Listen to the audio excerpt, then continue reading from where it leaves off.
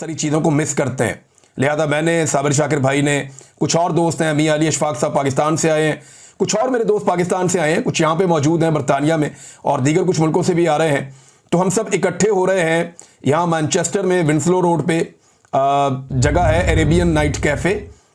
यहाँ से हम लोग सब इकट्ठे होंगे पाकिस्तानी परचमों के साथ और हम सब पाकिस्तान जिंदाबाद कहते हुए एक गैदरिंग करेंगे। और मैं उम्मीद करता हूँ हमें ऐसा लगेगा जैसे हम पाकिस्तान में मौजूद हैं और जो कमी है वो शायद पूरी हो जाए इस तरह से।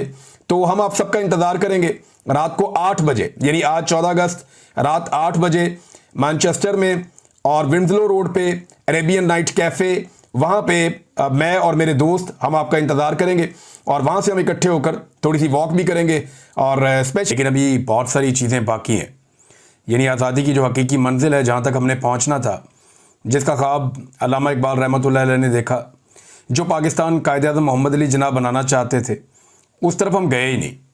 बजाय इसके कि हम एक ऐसे सिविलियन पाकिस्तान की तरफ जाते जहाँ पे जमहूरियत होती, इंसानी हुकूक होते, जहाँ पे लोग आज़ादी के साथ ज़िंदगी बसर करते, जहाँ पे आज़ादी इजहार राय होता, जहाँ पे लोगों के मैंडेट का एहतराम किया जाता, इंसानी हकूक़ की पामालियाँ ना होती, उस तरफ बढ़ने के बजाय हम एक अजीबो-गरीब पाकिस्तान की तरफ चले गए।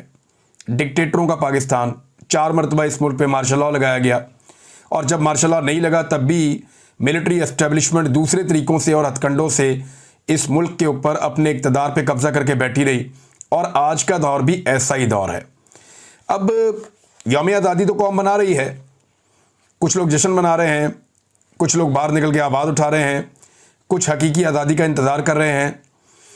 लेकिन एक चीज़ मैंने नोट की पूरे पाकिस्तान में, पहले आप ये देखें कि बहुत बड़े पैमाने पर लोग निकले बाहर और जितने भी लोग बाहर निकले, जितने भी इज्तिमा थे पूरे पाकिस्तान में, चारों सूबों में, हर जगह पे यौम आज़ादी के इज्तिमा में या तकरीबात में पाकिस्तान के झंडों के बाद पाकिस्तान तहरीक इंसाफ का झंडा था।